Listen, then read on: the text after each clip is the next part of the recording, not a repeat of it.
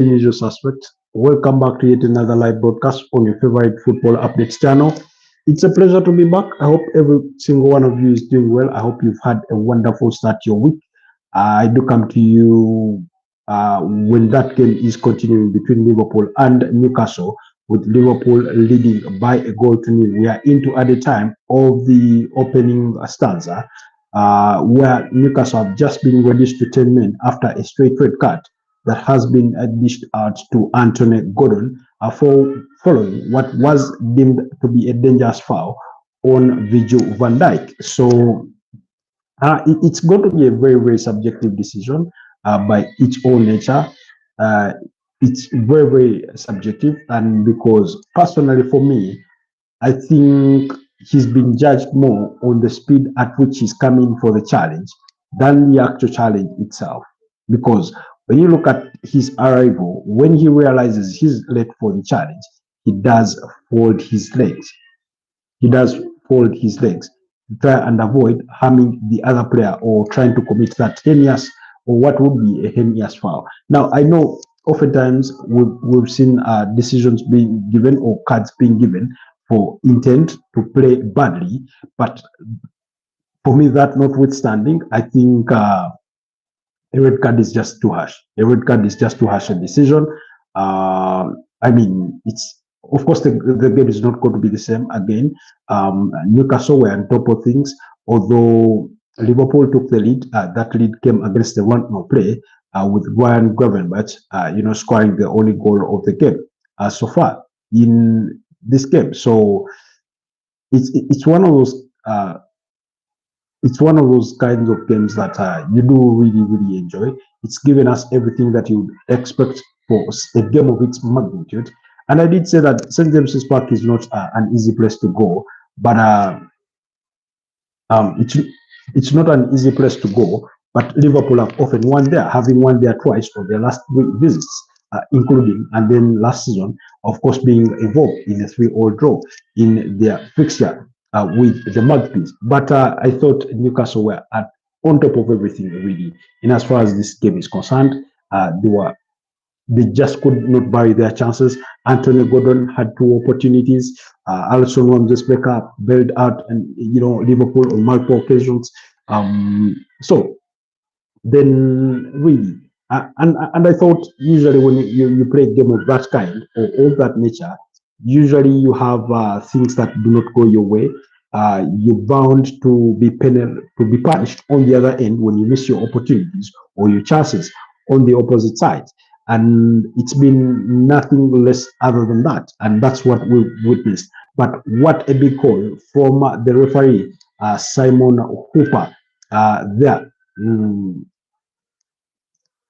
Simon Hooper there making a very, very big decision to send off Antthony Gordon. In my opinion, again, maybe I'll get a chance to look at it from multiple angles, but based on the angles that I've been able to watch it at, I did not think one time that it was worth of a red card.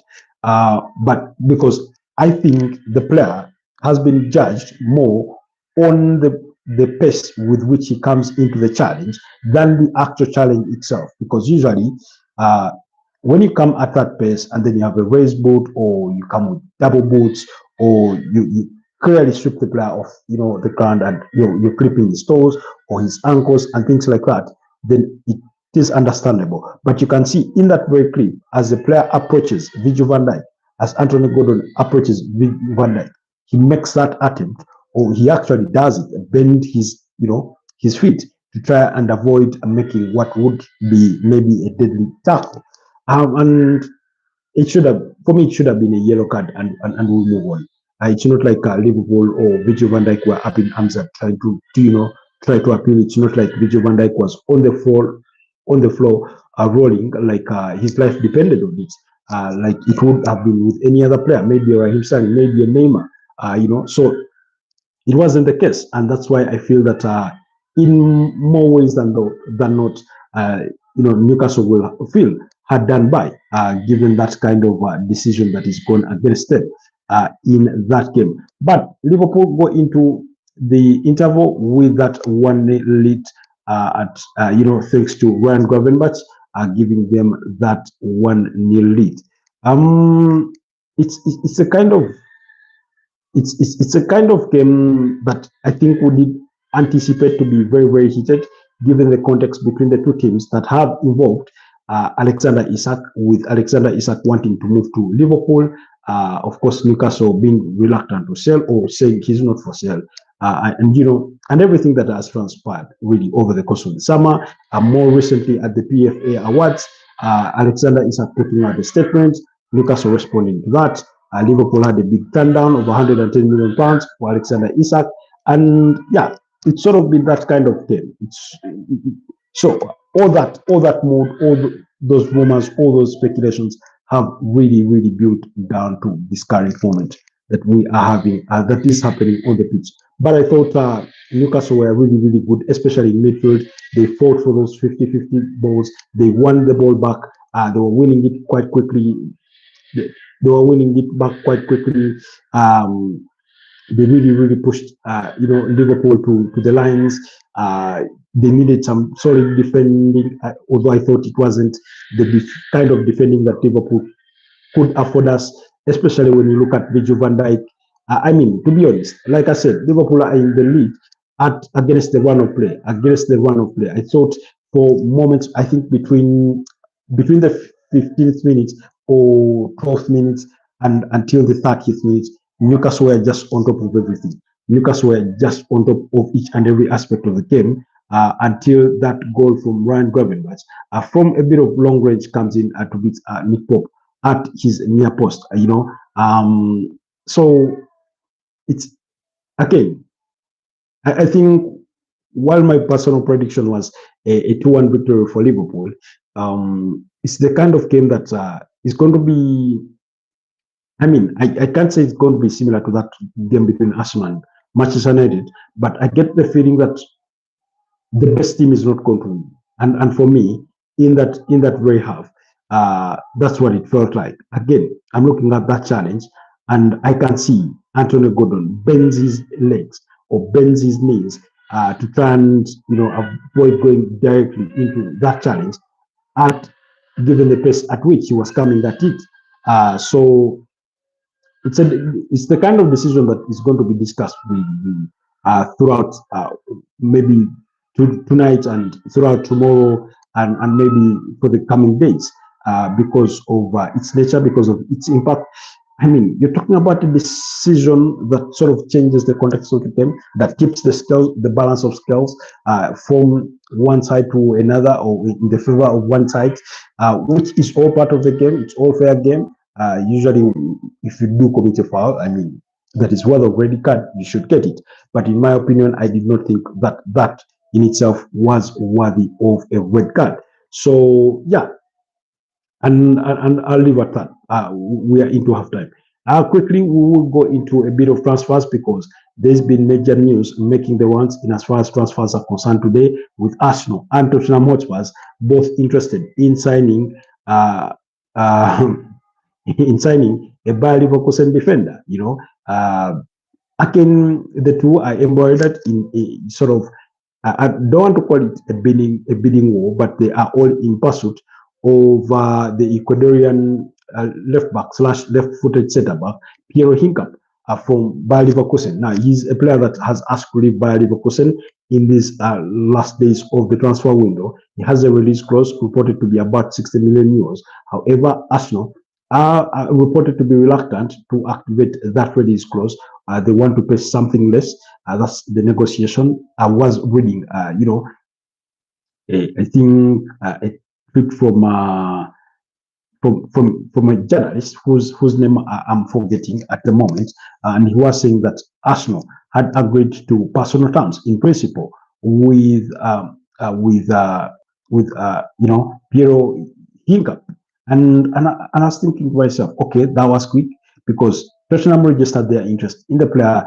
Chelsea did explore the possibility of signing the player earlier on in the summer, although they seem to have cooled down their interest. And Arsenal have also made their approach. They've made their interest known to Bayer Leverkusen that they will be interested in signing Piero Hincap. Reports also go on to suggest that the player has actually spoken to Andre Bata as well as Mikel Arteta, and he's more convinced about the Arsenal project than he is on any other project.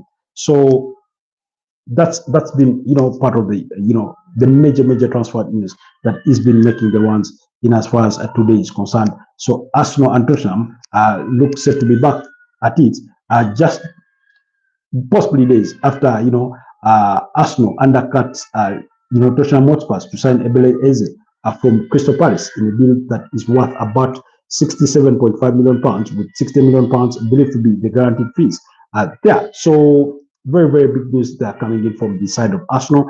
He's a player to watch. However, on the side of Arsenal, if that signing is to be realized, it's going to depend on departures from the club, because they must move on players if they are to bring in another player. Now, the anticipation around Arsenal is that Alexander Zinchenko and Jakub Kiwior are the players that could be moved on to make way for Piero Hincap.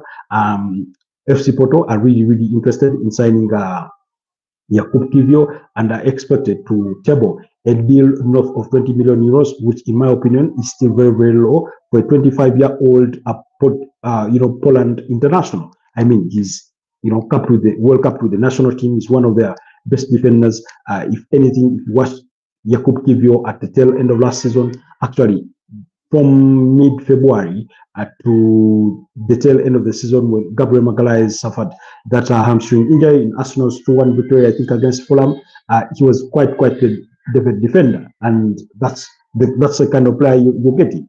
A very proven defender. I think he's sort of gone ever since he did join Arsenal from the Italian Serie A and things like that. So for me, I feel 20 billion euros is too short, and the proposal is being reported to be an initial season-long loan with an obligation to buy.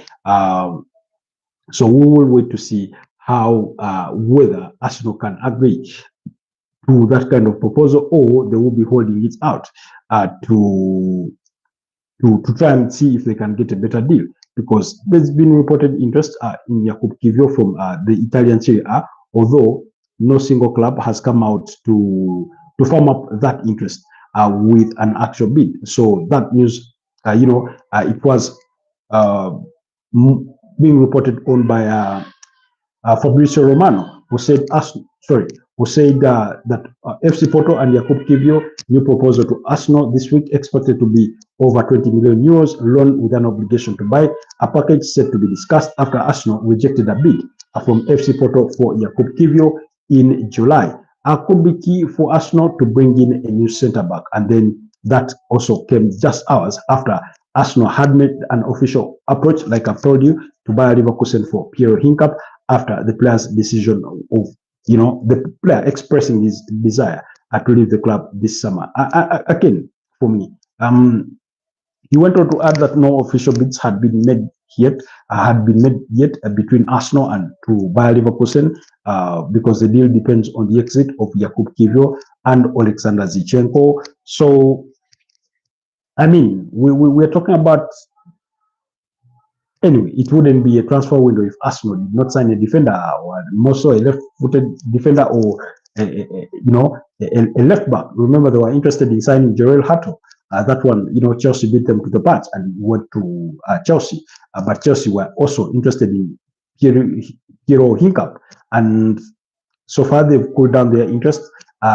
It goes without saying that they remain with their ears open in the market, because they may want to find a replacement for Levi Colwill, not because he's left the club, but because he suffered an anterior cruciate ligament injury, which is usually a season-long kind of injury. So you need the kind of backup in that squad. And then actually Sassi is more likely destined for move to AFC Bournemouth in that regard. So it's something really to put about. But we'll wait and see how things do transpire. And then Crystal Palace did approach Atletico Madrid over the potential signing of Conor Gallagher. You remember he had a season-long loan spell with Crystal Palace before returning to Chelsea, where he played and eventually left last summer to join Atletico de Madrid. They are really interested in taking him back, although the proposal is a loan with an obligation to buy. That's their current proposal that they are bringing in for Conor Gallagher. That's Crystal Palace, who we know are going to be very active in the transfer window, especially in these closing days after having a dull, transfer window for over the last couple of months. Then also Crystal Palace did enter the race to sign a French centre back, Jayden Canvot, after Aston Villa had the bid rejected last week. Toulouse always asked for about 20 million euros for the French defender, so those negotiations do continue. Then Napoli are advancing in talks to sign Rasmus Højlund. Positive talks today with Højlund and his camp about contract terms under the project for a long term. Manchester United are informed about the talks and are ready to get a deal done if Højlund and Napoli can agree to terms. Remember, Manchester United are very, very open to letting Rasmus Højlund leave the club, given that they've signed Benjamin Sesko. So they think they need to create a bit of room within that squad. Remember, they also have Joshua Zirkzee, their ranks. They have Brian Mbeumo, Matthias Cunha. Those are just been brought in. Joshua Zirkzee arrived last summer. You also had Chido Martin Obi, who arrived last summer. So all those are players forward players that Manchester United are banking on. So they need to create room in that space. Then also, there's been contact between Real Madrid and Olympique Marseille over a potential deal to sign Dani Ceballos. So that's another one to watch, another deal to watch between Olympique Marseille and Real Madrid. Like I told you, Bournemouth are in advanced talks with Chelsea over the potential signing of Axel Disasi. Bournemouth are increasingly growing confident that they will get a deal done for Axel Disasi. Remember, he spent the second part of last season away on loan to Aston Villa, and then this summer he's been subject to interest from teams like Villarreal.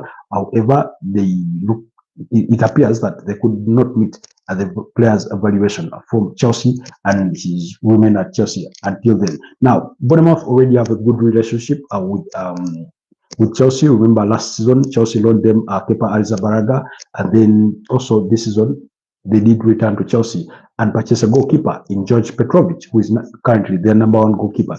And Bournemouth are looking for a replacement for Ilya Zabani. That's the 22-year-old Ukrainian centre back that left the club to join Paris Saint-Germain in a very, very significant deal.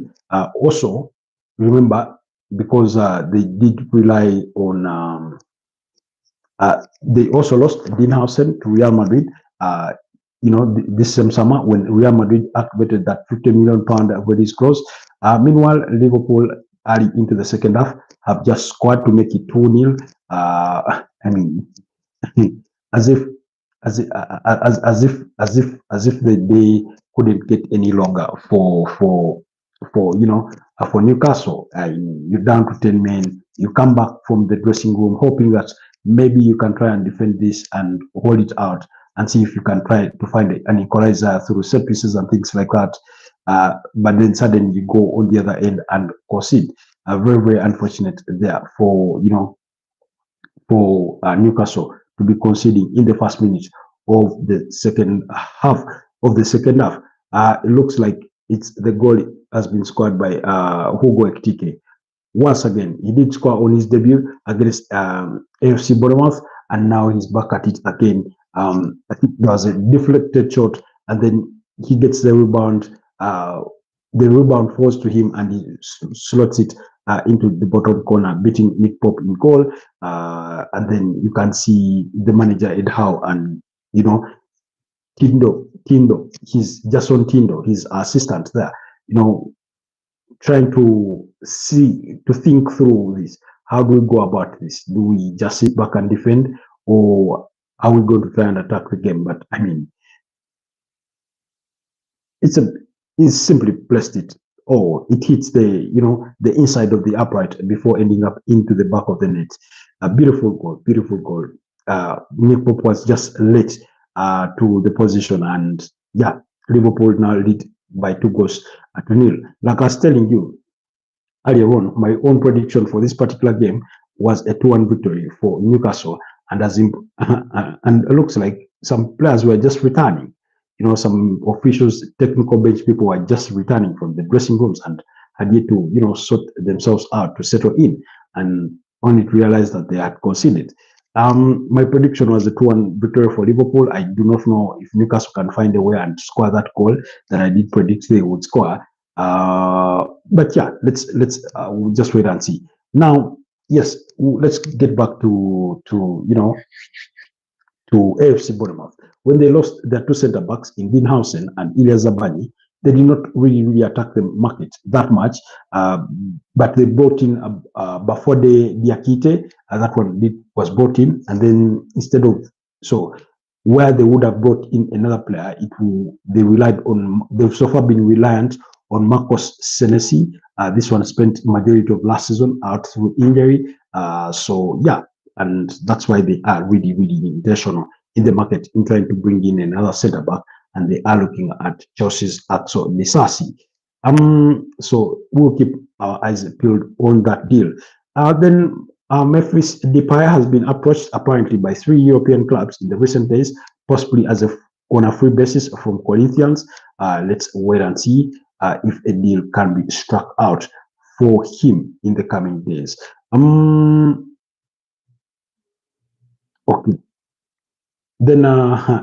Then quickly today we've had Tyler Dibling being unveiled at Everton as a new Everton player. I did inform you earlier in the morning, for those of you that managed to catch the morning broadcast, that he was destined for a medical at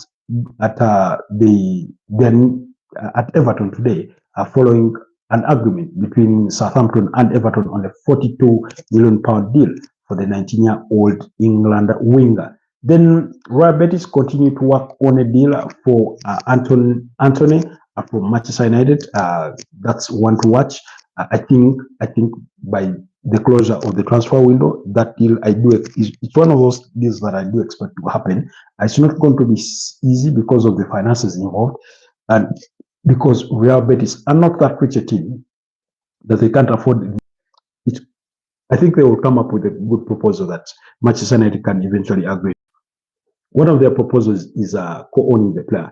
In that regard, they had proposed another season-long loan. Man United are not very open to that. They would prefer a permanent sale and things like that.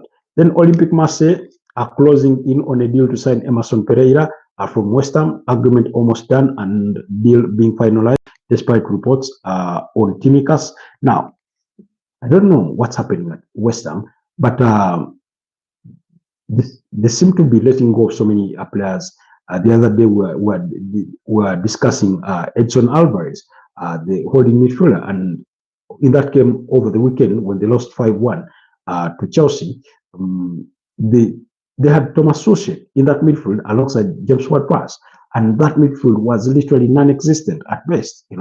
Of course, the likes of Katsuma have all been let go, Michael Antonio, Lucas Fabianski, and among other players that have been let go at West Ham. So I look at that West Ham team and I'm thinking to myself, Graham Potter, what's not happening? Results are not going his way. And, as we all know, the Premier League or football in its own very nature, you do not get too much time. Yes, they brought in some players like Jim Clare Todibo, Malik Diouf, Daniel Cummings, as a free agent, Carl Walker-Peters, Cam Wilson, and Mads Hermansen, the goalkeeper that they brought in from Leicester City. Yes, those are all good signings, but things are yet to click. We know they lost Mohamed Kudus to Tottenham Hotspur in a deal worth about £55 million. Aaron Croswell, those ones were, joined Stoke City as a free agent. Vladimir Kofo joined Hoffenheim. So there have been so many outgoings. Of course, the likes of Danny Ings, that's understandable. He was far from his best days. I think he had reached that stage where there's not really much he can offer to a team like West Ham. But Graham Potter, in the coming days or in the coming weeks of the Premier League, beyond match day 3, is going to be living on a very, very thin thread when it comes to his future at the club. For now, himself, looks like they're going to afford him a little bit of more time, but that time can wear thin quite quickly. And because you have West Ham fans are one of those very, very impatient fans, similar to the Arsenal fans. They quickly grow out of desire of a person, and Graham Potter is actually getting into those books. In fact, of course, they already, fans who think he should be leaving the club already. Meanwhile, Liverpool are here trying to find the third goal in the area, but it's just not falling for them at the moment. It just hasn't fallen for them at the moment. Anyways, game remains 2-0. Then Kostas Tsimikas, Kostas Tsimikas, the Liverpool left back, is a target for AC Roma. AC Roma approached the Reds with a bid to try and sign Kostas Tsimikas on a season-long loan. No green light yet, but he's one of those players that are expected to leave Liverpool this summer. Then AC Roma are also keeping an eye on Tariq George. On the Tariq George deal, they are looking to move him on. Guys, I feel becoming a little bit hot. I need to get rid of this jacket for now because it's getting a bit heated up in here. So that also is bound to happen. Let's. I know for a fact that Chelsea are very, very open to letting go of the player, not on a permanent deal, but at least on a season-long loan.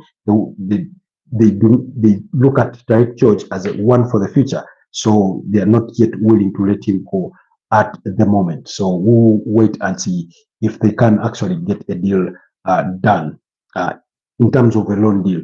But yeah, the same way they did with McGuey, the striker that has joined Sunderland on a season-long loan.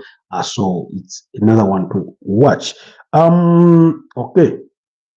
Then what else? Still speaking transfers.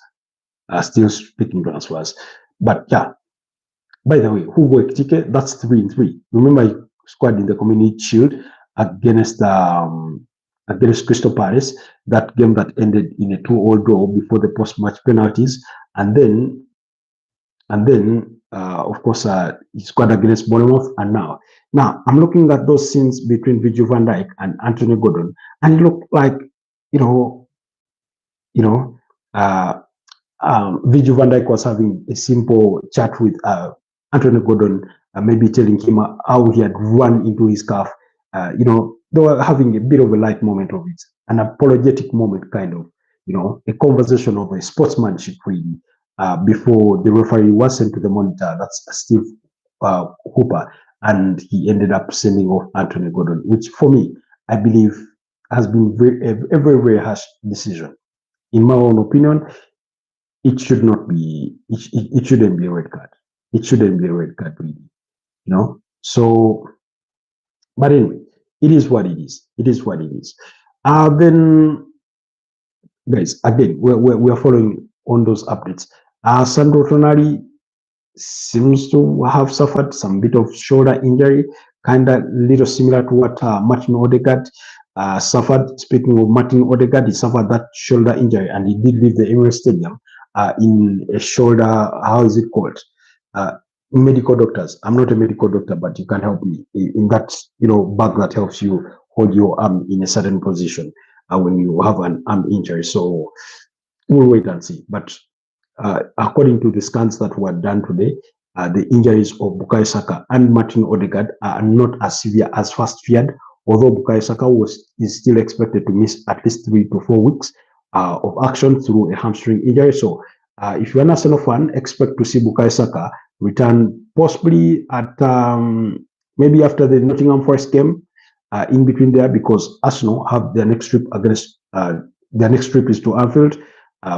That's before the international break. Then we'll go for the international break, and immediately after the international break, they'll have a game. They'll have a game against Nottingham Forest. Then they'll play Manchester City, and then they will play Newcastle. Those are the games. Very, very tough fixtures that are coming their way. And for me, I think this first set of 6 games is going to be very, very crucial, not in deciding Arsenal's fate this season, but in determining whether they will be able to go really, really far. Meanwhile, Newcastle pulled one back through Joelinton. Sorry, not Joelinton. The captain, Bruno Guimaraes, they pulled one back.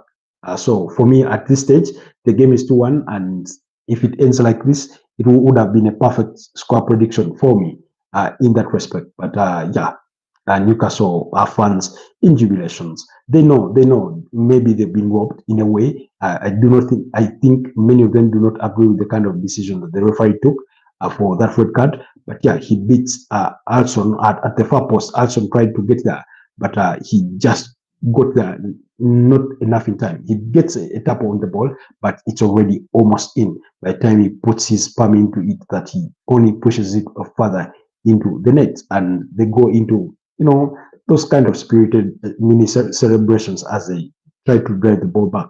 I think that's going to really uplift their spirits to try and fight. I thought they've had a good fight in this game, although there seem so many fouls that have been committed in this game. But yeah, it's a bit of a tense game, really. It's a bit of a tense fixture, I must say. It's a bit of a tense fixture. But I've given you the backdrop and the context upon which why it is feeling like a tense fixture because of that kind of context. But for now, Liverpool remain in that 2-1 lead, and if it does end that way, it will have been a perfect score prediction for us. Okay, quickly. So we're still discussing those Arsenal injuries. I mean, the conversation about Arsenal's injuries is actually broader. In fact, today we did put out a video where we talked about some of Arsenal's injuries. I think we talked about all of them, but one, the one of Ben White, because we are only 2 weeks into the season and you're missing Ben White, Gabriel Jesus, Christian Norgard, Martin Odegaard, Bukayo Saka, and Kai Havertz. Those are 6 players that are capable starters, players that Arsenal can rely on to win games, and things of that nature. So it's not really looking good for this Arsenal side in terms of injuries. And remember, for me, who predicted that they will go ahead and win the Premier League title this season, you can imagine how it must feel, because I did say that part of what can help them win that Premier League trophy is going to be luck, not in just one aspect, but luck with injuries. Yes, they've tried to broaden their squad, they've tried to bring in options, and they are covered. They are really covered in most areas, because when you look at where you are missing Ben White at right back, you do have Julian Timber, and if Julian Timber is absent, you can play there Christian Mosquera. Then you look at a player like Bukayo Saka, where he is absent. You have Noni Madueke signed from Chelsea.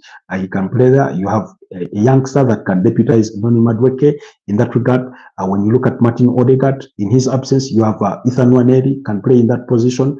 But even in the role of Bukayo Saka, he can also be played down that right wing, although he's probably predominantly a central attacking midfielder.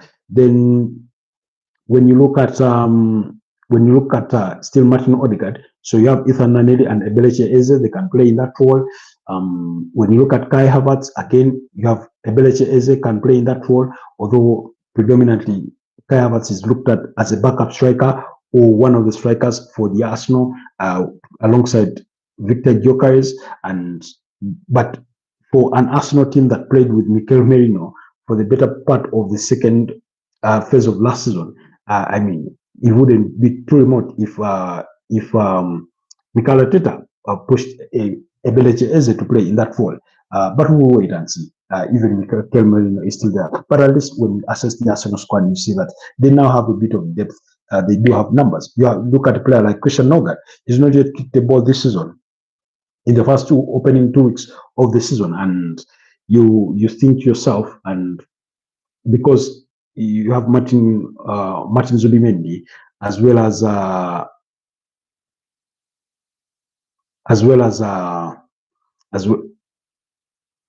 Declan Rice, you think to yourself and say, yeah, they're covered in that role as well. They're covered. In fact, many Arsenal fans have not spoken about Christian Norgard because they're covered in that position. They know. I'm sure there's a couple of Arsenal fans out there, maybe not many, but that have forgotten about his very existence in that Arsenal squad, But yeah, he's an Arsenal player. So I did put out a video. It's about 8 minutes. So really, you should spare some bit of time and go and watch that video about Arsenal's injury crisis that is kind of deepening ahead of that international break. But before the international break, they do have a trip to Anfield. So it's a really a game to watch. I think it's going to be a very pivotal game, because if Liverpool do win here, then they go to 6 points, level with the table leaders Arsenal, as well as the likes of Tottenham Hotspur, who all have 6 points up until this stage. So yeah, I do look at it that way. Then also, in the context of this Liverpool and Newcastle game, do not forget that I think last season, but one, I think that was the 2023-2024 campaign. Liverpool were at St. James's Park and won that game by 2-1. Darwin Núñez scored a brace. He came off the bench to score a brace in that game. But Liverpool were down to 10 men.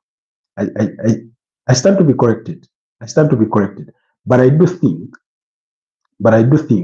it was Virgil Van Djik that had been given the red card. I stand to be corrected on that one, guys. I need to investigate that fixture. But yeah, Liverpool finished the game down to 10 men. But they did what? They had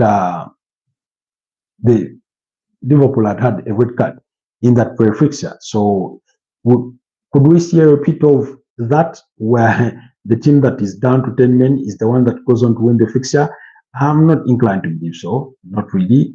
I'm not one inclined to believe so. But anything can happen. Really. Anything can happen. So we will see. We will see how it does shape out to be. I think it was Virgil van Dijk, really, who got that red card for a foul against Antthony Gordon.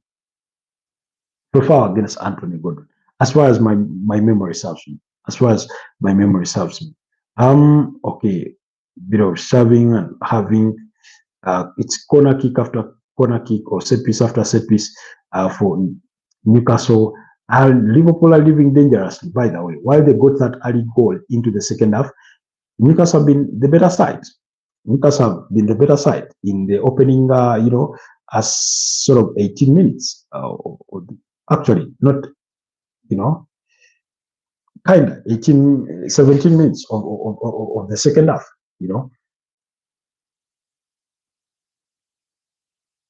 But it's a bit of a tense fixture. Really.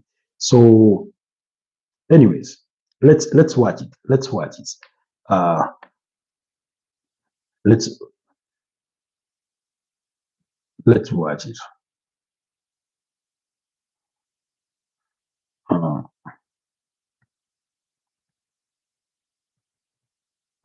Allow me update. Oh, I've even misspelled Liverpool on our broadcast. So, was there a foul? Anyway, no foul. But Newcastle seemed to be appealing for foul on Cody Gakpo. They seem to be appealing for foul on Cody Gakpo.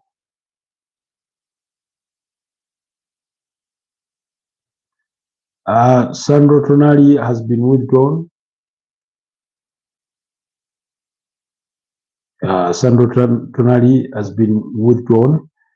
For Louis Miley. Louis Miley does come on, and yeah, Louis Miley is on.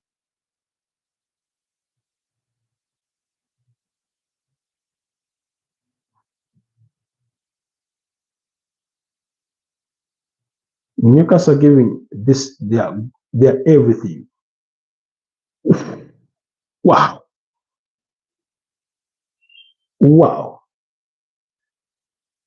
Liverpool are living dangerously.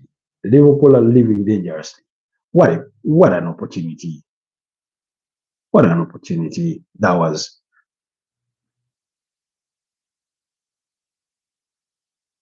Okay.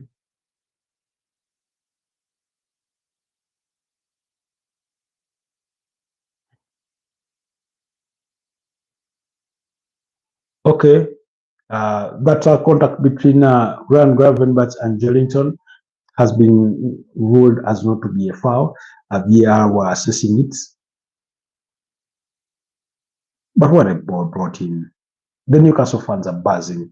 They're buzzing, making the noise like this, like they're not a goal down. If the game were to end like this, I'm sure Newcastle fans will be very, very proud of their team, given the kind of performance they would have given, both in the first half and in the second half. And I do feel for teams that are going to play there next, because it's not going to be an easy trip. It's not going to be an easy trip for any team that goes over there. Because when I look at games to come, particularly match day 3, let me see who Newcastle have on match day 3. Newcastle have are going to be away to Elland Road at Leeds United. Liverpool will be at home against Arsenal. That's on Super Sunday. Then on match day 4, Arsenal will be up against Nottingham Forest. Liverpool will have a date with Burnley on Super Sunday. That's away from home. While Newcastle will return at home to play Wolverhampton Wanderers. Beautiful defending.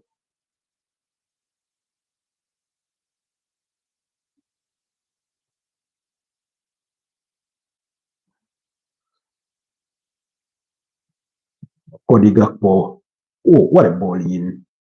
But nobody runs onto it. Beautiful cross in, targeting a man to run in at the far post, but nobody runs in. Oftentimes you expect Mo Salah to be the player in that sort of position to run to the ball and have a simple tap into at the back end, but nobody went to it. So Liverpool's next fixture is against Arsenal, and after the international break, they'll be up against Burnley, while Newcastle have make the trip to Elland Road, and then after the international break, they will be at home against Wolverhampton Wanderers, and then that's on match day 4. Then on match day 5, that's when Arsenal have a date with Manchester City, while Newcastle will be up against Bournemouth. Looks like it's going to be not too big a tough run for Newcastle in their upcoming games before they eventually end up with Arsenal at St. James's Park on match day 6. That game will come again on Super Sunday in the late kickoff. But one to watch. Really. Liverpool are living dangerously. But yeah, I think Liverpool now to play that kind of possession-based football where you get to hide the ball, you control the tempo of the game. Just go for it, try to attack, but do not overcommit your numbers.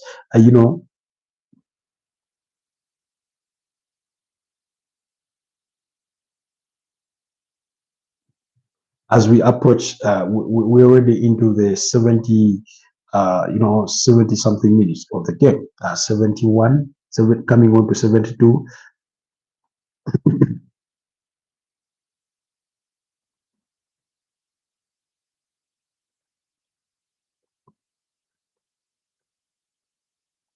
So yeah, beautiful game of football.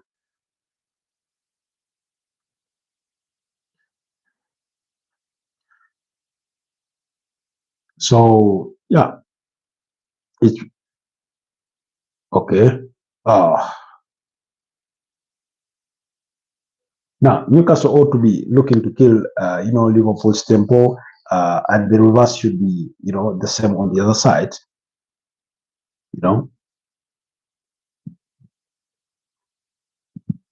It should be the same. Kill the tempo. Liverpool just need to kill the pace in this game to say no.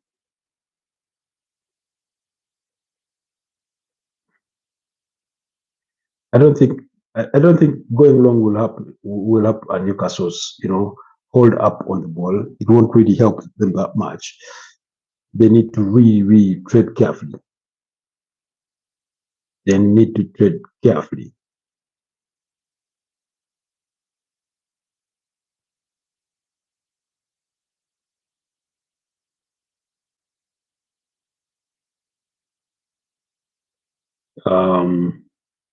Now, again, Liverpool, today I was reading a report that Liverpool could make another bid worth about £30 million worth 130 million pounds to try and sign Alexander Isak.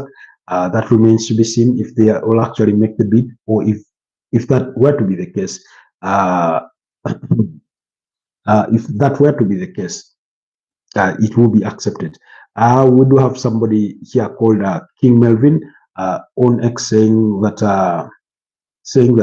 the referee had done an excellent job up to until the decision to ignore Konate's shove on heavy bans, which should have seen Konate sent off.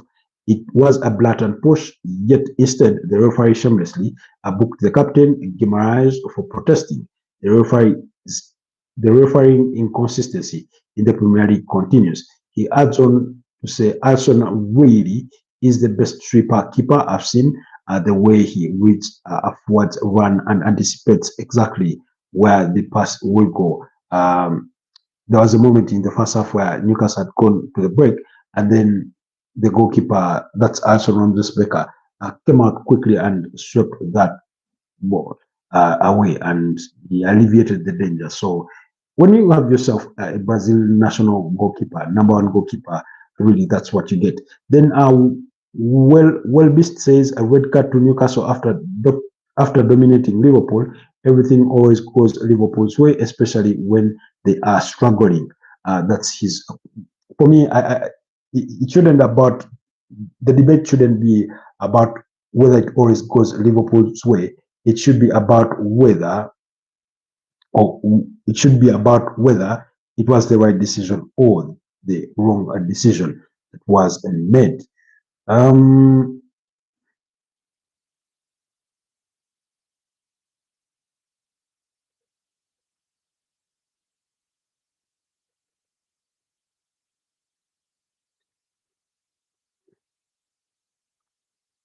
Jolinton is getting medical attention. He seems to have suffered an injury. I seem to remember last season him spending out a bit of a spell through injury.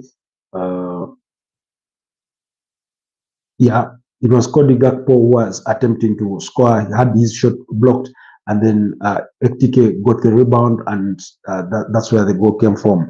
While Bruno Guimaraes had a header to make it 2-1. Excuse me. Oh, already yawning. Third at the end of a busy Monday. Jolinton looks like he's going to be substituted off. Newcastle are going to look at some of their youngsters. Remember, Joe Willock is also out through injury, so he cannot be brought on for this particular game. Must feel ripped apart. He's being held by his fellow Brazilian and Newcastle captain Bruno Guimaraes there. Must always devastating. We all know how injuries can be very, very, very devastating. Injuries can be very, very devastating, and it doesn't come any better or any harder than this for a player. And I don't know, it appears to be a groin injury or knee injury. He walks with that bit of a limp. He's going straight down the tunnel. I think for more attention.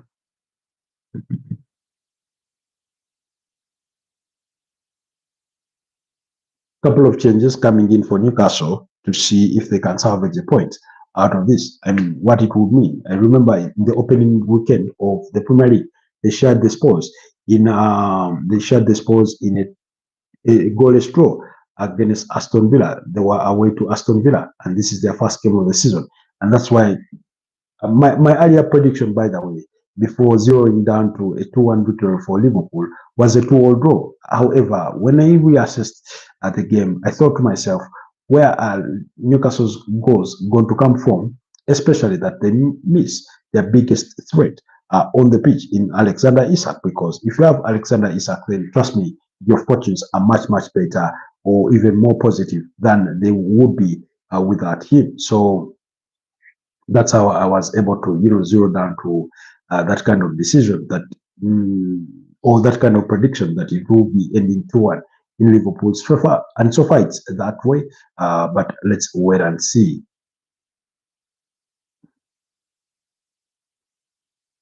It's never easy to play with the madness. It's energy draining because defensively you must do double the work that you need to do.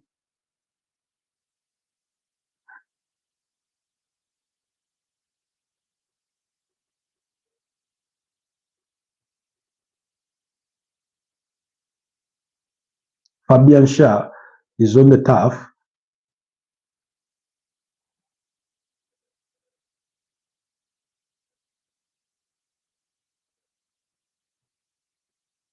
Fabian Schär is on the turf.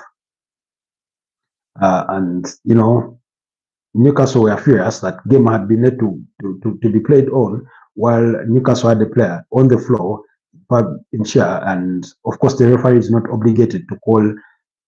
The referee is not obligated to call a foul unless the referee is not obligated to make that to call for that foul unless it's a head injury. And from what we can see, there's been a clash between, I think, Virgil Van Djik and Fabian Schär, and it's being attended to by the medical team. I don't know if he suffered a concussion or a bleeding nose. It's not being shown exactly. It's being shown from a distance, whatever is happening. And then Liverpool are about to bring in some players. They want to bring on Federico Chiesa, who scored that winning goal against FC Bournemouth before Mo Salah put the icing on the cake. That goal, I think, came in the 86th minute for Liverpool. Looks like Fabian Schär has a torn scalp. And it was a head injury. So the referee should have called this. The referee should have called this. He was there. He was right at to see it. Should have called a foul. He shouldn't have let play go on right away. It was a head injury. So he got that call wrong. He got that call wrong already, I must say.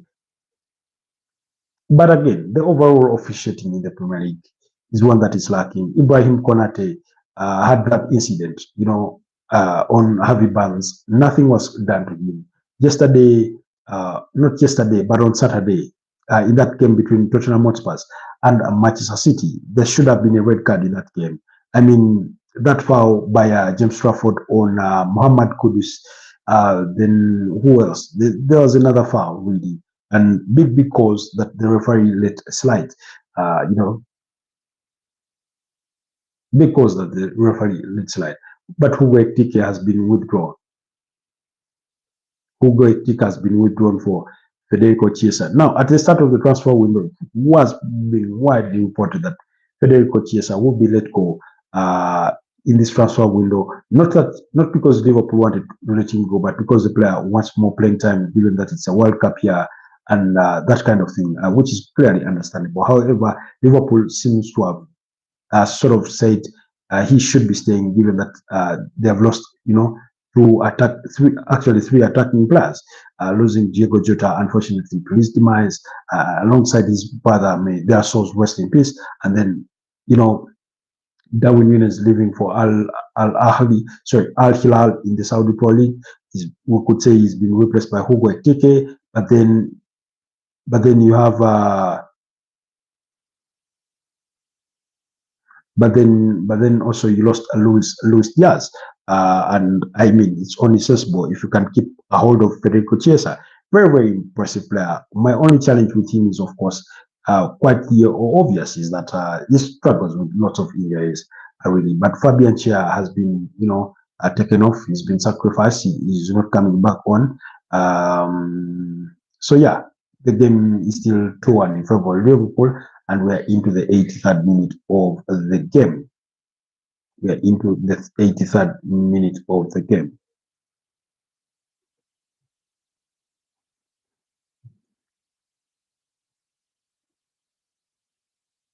Beautiful game. Beautiful game.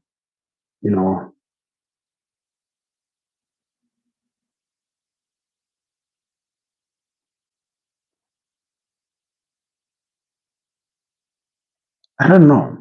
I don't know. Defensively, in the first half, by the way, I thought Dominic Soboslai did more work than Liverpool's two centre backs. Really,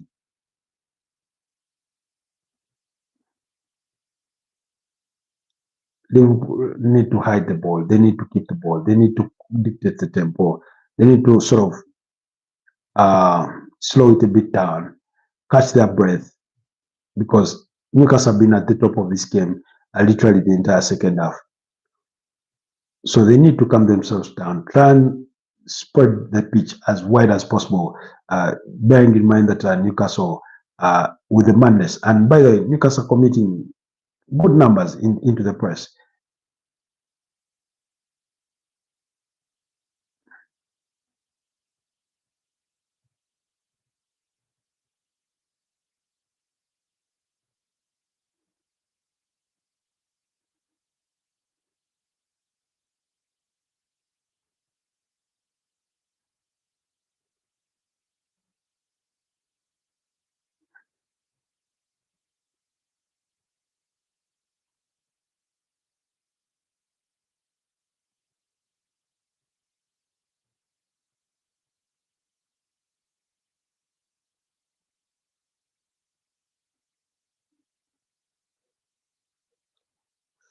Sherrington might be living on thin ice after that foul on Federico Chiesa minutes earlier on. On another day, that could be been easily a yellow card, but we know he's already booked. So another yellow card would mean a red card. So let's see. Oh, beautiful defending. Dunban. Wow. What a tackle.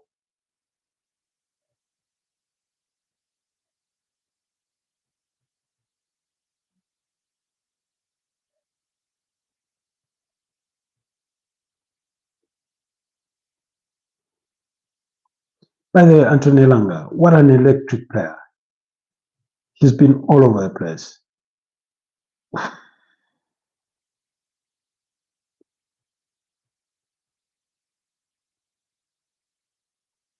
Anthony Langa has been all over the pitch, really. He's wearing his socks off. And I do fear for teams that will be facing Newcastle because that front three, when you have Harvey Barnes, Anthony Gordon, and Anthony Langa, that's some electric speed. Of course, without an outright striker, you're bound to, miss so many chances or miss out on that target man. But take nothing away from those three. On a good day, they can give you a run for your money.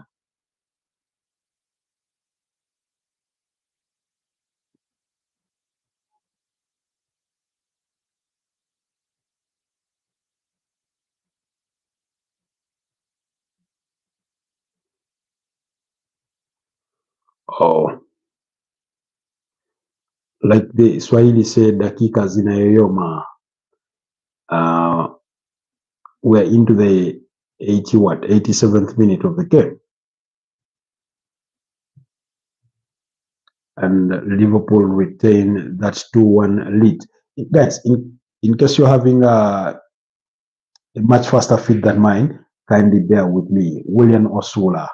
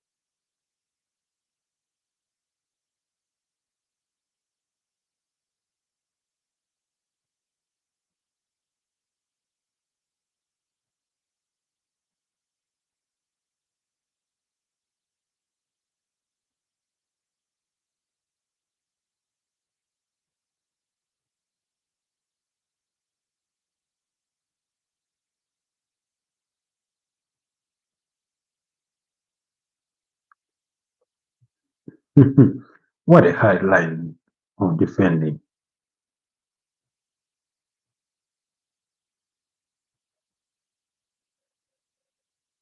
And it's a goal, an equalizer. 2-2. Newcastle 2, Liverpool 2. Well, no sooner. What a goal. I was just saying this. I was just saying it, that what kind of defending is that?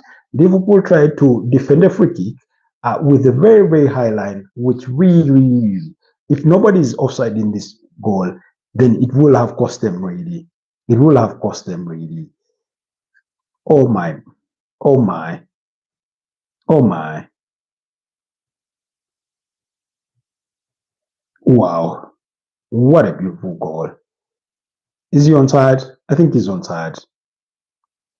Well onside. Nobody's offside. Beautiful goal. Liverpool defended poorly. They defended really, really poorly. He beats Arson to the ball. He's quick to eat, and they get the equalizer. 2-2. I mean, I did cancel out my own prediction of 2-2 because I did not see where two goals were coming from. And then Liverpool, of course, Newcastle going down to 10 men. It did not help. I mean, it's 2-2. They are preparing to bring on Ngumoha, the youngster, Rio Ngumoha. But wow, but wow, the story is far from Daniel. The story is far from Daniel. Just imagine if Newcastle were to win, to snatch the winner. I mean, we're into the 90th minute and it's 2-2.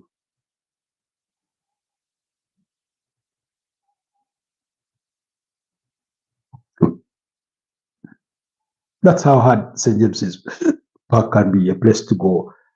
Hard place to go and win. They will torment you. Physically, they will bully you. Oh, wow. That was close.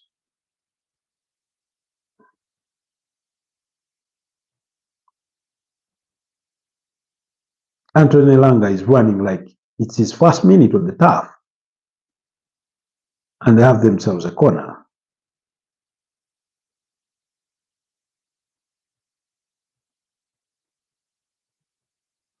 Wow, wow. I do not think match days come any better than this in the Premier League, especially on the Monday night football. But yeah, we're into the 92nd minute of the game. Uh, but I mean, what a sprint that was from Anthony Langa for a player that has been already on the pitch for 90 minutes. That is electric. That is the threat that Anthony Langa does possess. He's fast. When I look at some of the wingers that Manchester United have, I mean, I do not know. Maybe 1v1, Amadou Diallo is better, but I mean, Anthony Elanga is one of the good ones.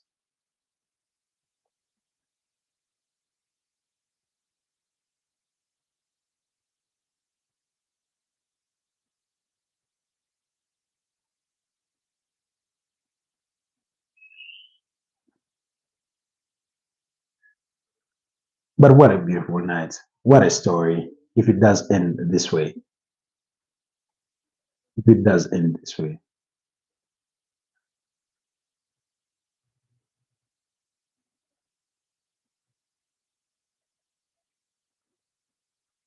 Livramento.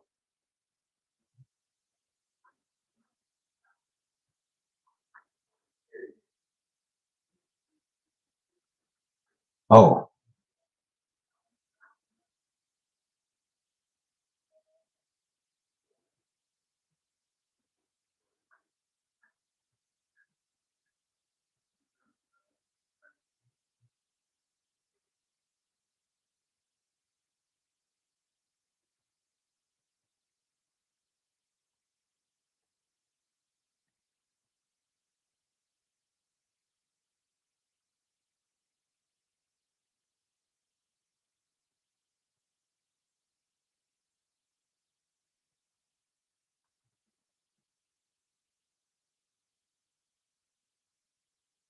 Also, Ramses Baker being called into action there to rescue Liverpool. Otherwise, it would have been 3-2. It would have been 3-2. That's the spirit. This game reminds me of that 2-all draw between Arsenal and Chelsea. I think Cesar Azpilicueta was one of the goal scorers for Chelsea on the night. Gabriel Martinelli and was it Gabriel Martinelli and Leandro Trossard? No, it wasn't Leandro Trossard. Gabriel Martinelli and who else? And Hector Bellerin were the goal scorers on the night in that 2-all draw. Arsenal being down to 10 men from the first half. Uh, David Luiz receiving a straight red card on his return to Stamford Bridge. It reminds me of that. It reminds me of that.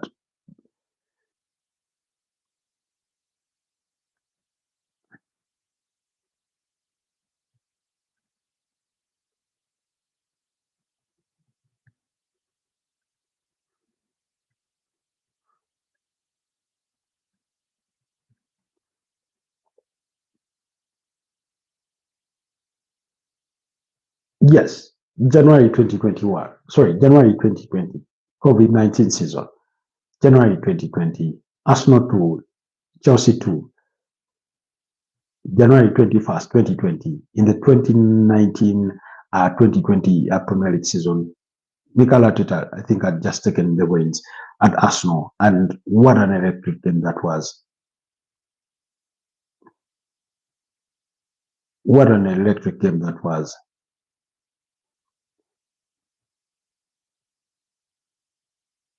You remember when N'Golo Kante slid? N'Golo Kante slid in that game.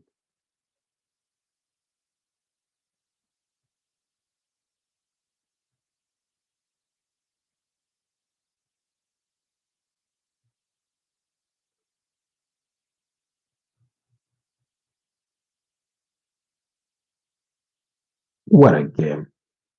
What a game Newcastle have played. You cannot fault them for anything. They've done everything right.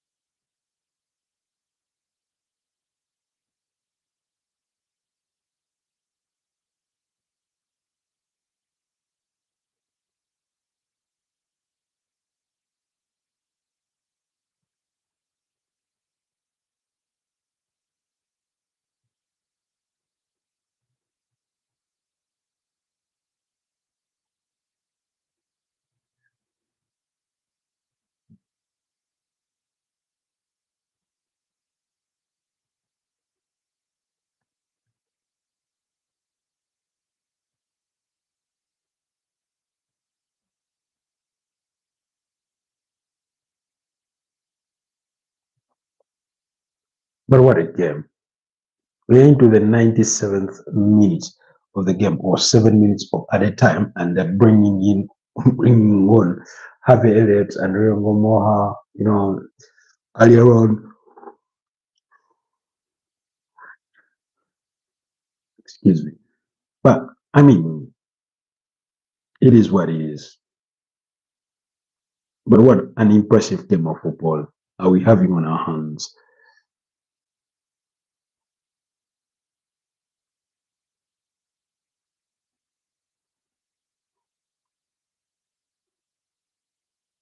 If you didn't know that Newcastle were down to 10 men, you wouldn't believe it. You wouldn't think they were bad.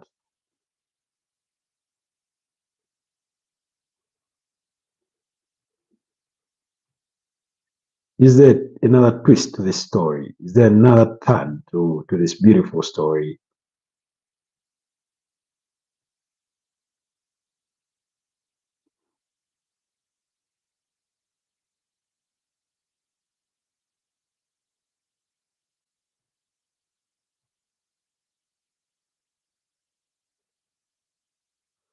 Rio Ngumoha.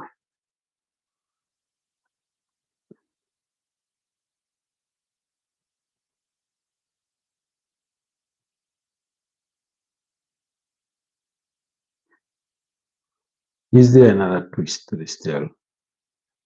We're into the 99th minute of the game.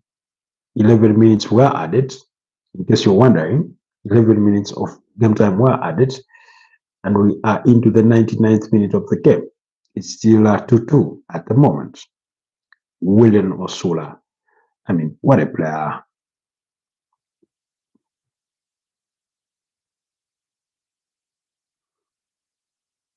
William Osula. That's the name. Remember the name.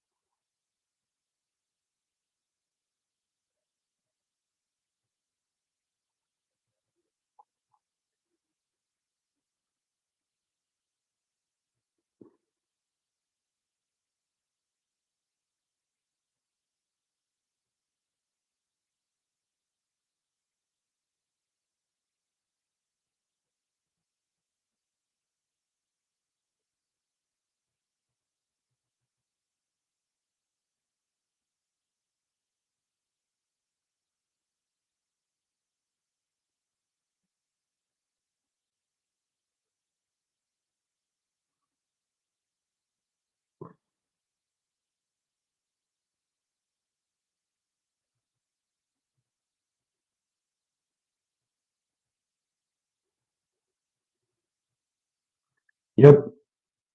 We're almost winding down the clock. 10th minute of the 11 added minutes, because we had the VAR review. We had, we had a stop for Fabian Schär, and a couple of, goal celebrations. So, that was a dangerous back pass.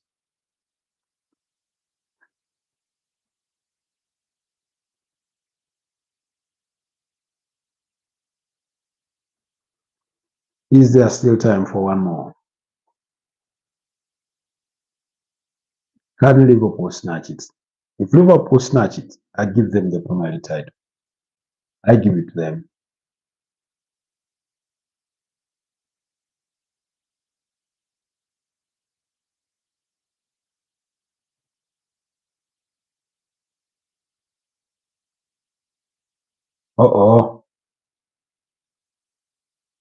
And they've won it.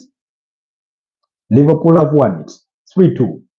Rio Ngumoha at the back end of the post. Scintillating fashion, scintillating goal. Liverpool have won it.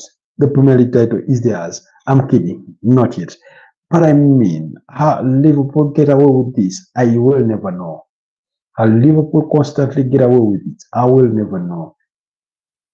You can never rule out a late winner when it's Liverpool. Wow.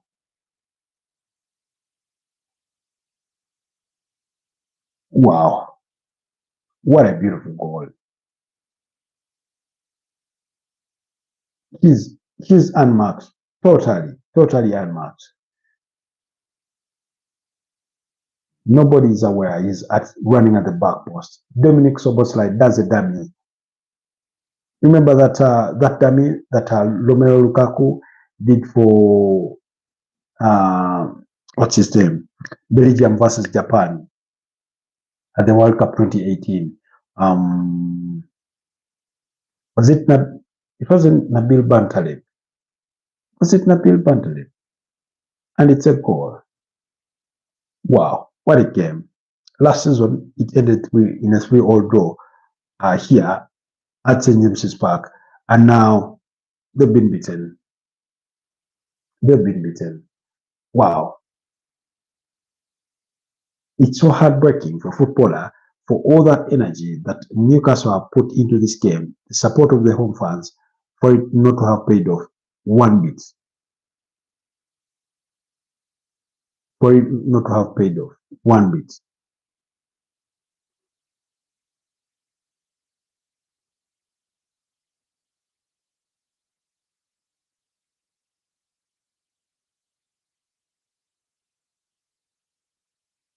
Wow, what a game.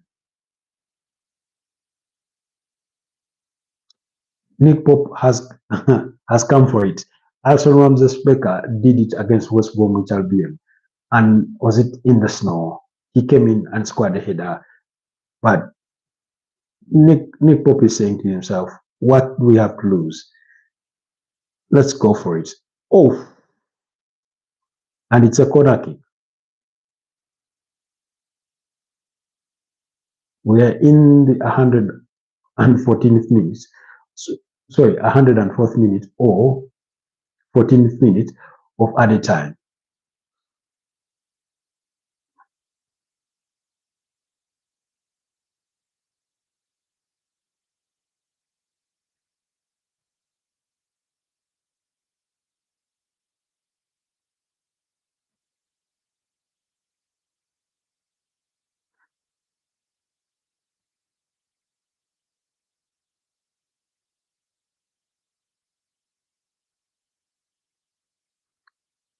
It's game over. Liverpool 3, Newcastle 2. But what a game.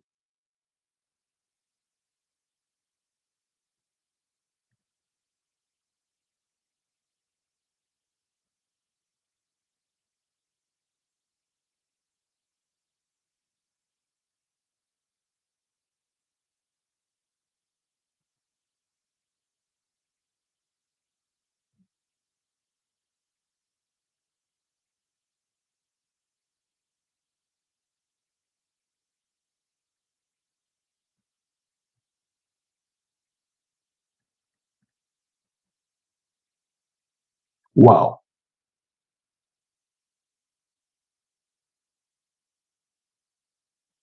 This could as easily go down as a game of the season. This could easily go down as the game of the season. I mean, what a night. Last weekend in the Premier League opener between FC Bournemouth was sensational, but this was even better.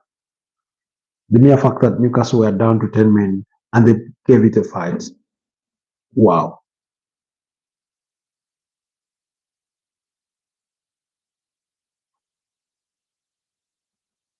Wow.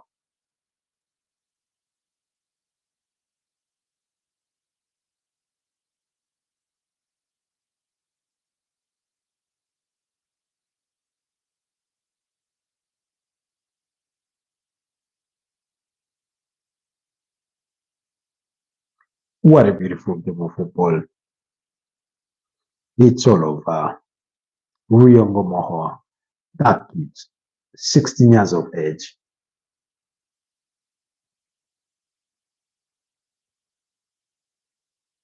He just won it. He smashed it for Liverpool.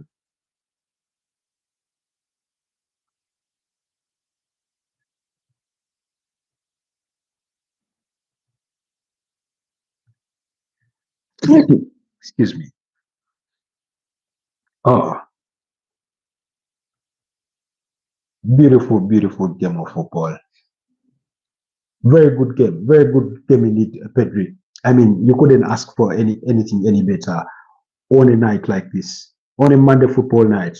I do not think football gets any better than this.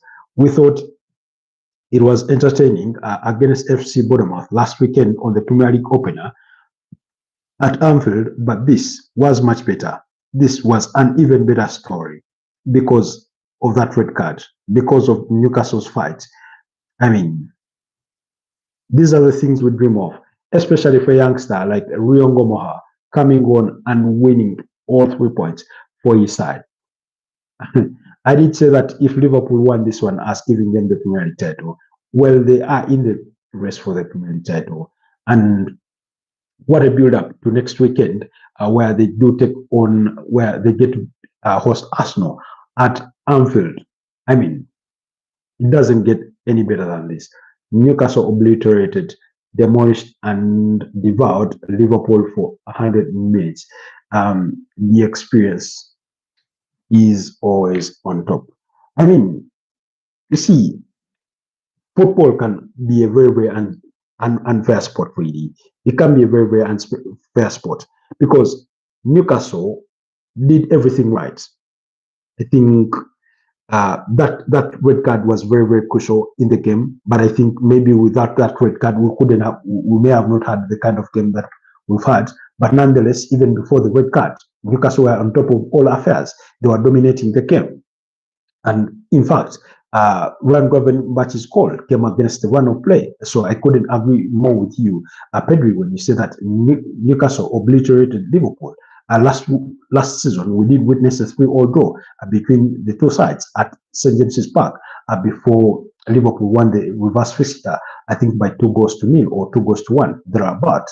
And I was speaking about this when it was 2-2, when Newcastle found the equalizer through William Osula. That did remind me of that game on January 21st, 2020, between Arsenal and Chelsea, when David Luiz suffered that or was given that red card, and goes by Gabriel Martinelli, the equalizer, and then in the 84th minute, Cesar Azpilicueta thought he had won it, for Chelsea, but then Hector Bellerin scored a late equalizer to ensure that it ended in a 2-all draw. And Mikel Arteta was still well fresh within the wall at Arsenal at the time. So it gave me that bit of a reminder when it was at 2-2 in terms of the comeback itself, when Newcastle, well knowing that Newcastle were down to 10 men. But what a fight. But again, at the end of the day, they do not have the result. They will be proud of their performance. Fans will be proud of their spirit. Anthony Elanga running his socks off, even in the dying embers of the game, like we're into the 15th minute of the game. That's how fast he was still running. That's the spirit that did show. Dan Ban really gave it everything that you could ask of him. Fabian Schär before he went off. Joelinton going off through injury. The mass-up felt hard done by, because it was bound to go a little bit of a notch down. Really, Bruno Guimaraes led his soldiers really, really well throughout the game.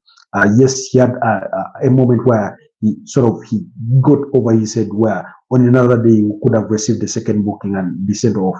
But Simon Hooper handled that much better than he did, in the Antthony case. For me, Antthony Gordon, by the way, my opinion is that for me it was not a red card. While on a snap view, it looks really, really dangerous. But you can see that when he comes in at that pace, he does fall off his legs, because he knows that I'm late for this challenge and I cannot go in with my boots. And that's what it was, So that's a big, big decision. And let's get to see some of the match reaction that there is, especially on X, in terms of this particular fixture. What are people saying about the result? What are people saying about the game? But it's that kind of game that you really, really stay up late for on a Monday night like this. It's that kind of game that you get to stay up for. Very, very entertaining fixture. There's not much to critique, Newcastle for. However, there's a lot to critique Liverpool for, especially in terms of their defending. I thought they poked holes in it. Mo Salah did not have the most effective of games. Really, overall, I didn't see the original Mo Salah, really, if I'm being honest.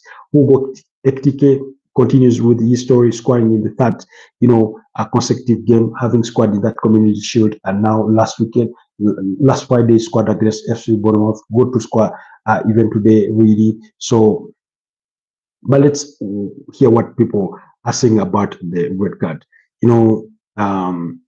Okay, that's just a summary of the incidents that did happen. A red card, a 10-man comeback after 2 goals down, 100th winner, 16-year-old getting that winner, Newcastle versus what a game to remember.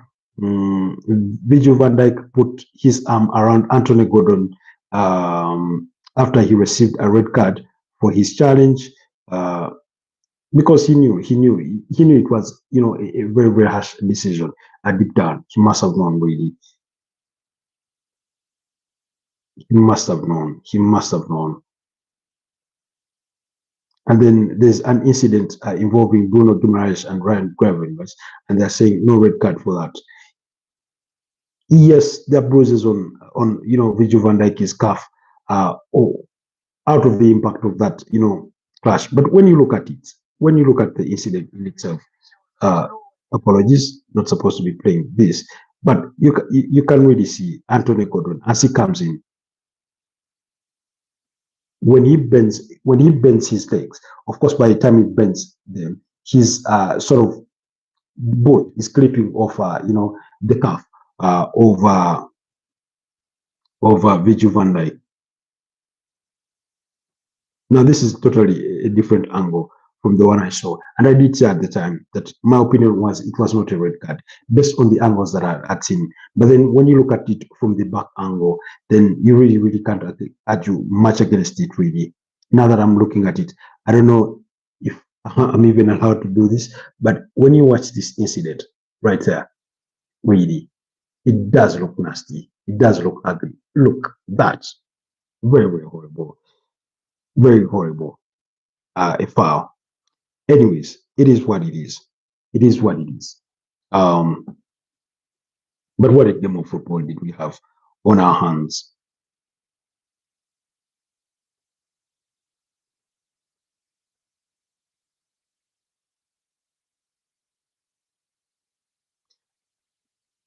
I mean, like you understand why the referee gave it as a red card, but the reason as to why I did say it's not a red card for me is because Antthony Gordon is judged more on the pace with which he comes than the kind of impact that he causes in that challenge.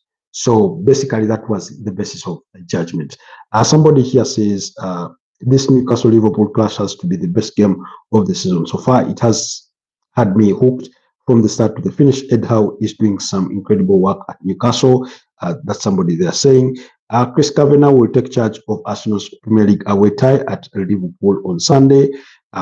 Isn't this the Chris Kavanagh that gave Declan Rice a red card? Was it him? We'll wait and see. We'll wait and see. But what a story for Rio Ngumoha. Really beautiful story for a 16-year-old to come on in such a game with the stakes that high and then scoring. Beautiful. You love to see it. You really love to see it. You really love to see it. That's the kind of thing you get to watch every single day. Somebody said Konate shouldn't be on the pitch, but Newcastle are back in this country. I'm definitely enjoying it. What a game. That was when the game was still on. Everybody is saying what a game we did have on our hands, really. I mean, the story in itself was really already beautiful, but Rio Ngumoha just put the icing on the cake on it, really, and is going to be the talk of town in the coming days. Pure chaos. What a game of football.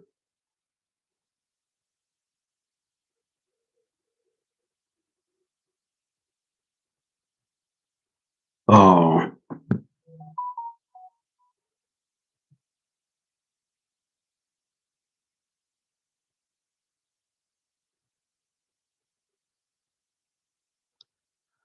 otherwise, guys, allow me to wish you a wonderful rest of the night, and I'll see you guys next time. Let's do this tomorrow morning for a more extended review of the game. Bye-bye for now.